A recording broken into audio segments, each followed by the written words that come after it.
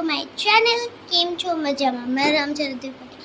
સ્વાગત છે તમારા એક ન્યૂ બ્લોગમાં. Welcome to the Hrithik blog. નમસ્કાર મિત્રો. આજે તમે કાલનો દ્વારકાવાળો વિડીયો જોયો જ હશે અને આજે એની જ એક છે મતલબ કે સ્ટોરી, મતલબ કે માં અને દીકરાની સ્ટોરી છે, કઈ રીતે ડૂબ્યા કઈ રીતે નહીં.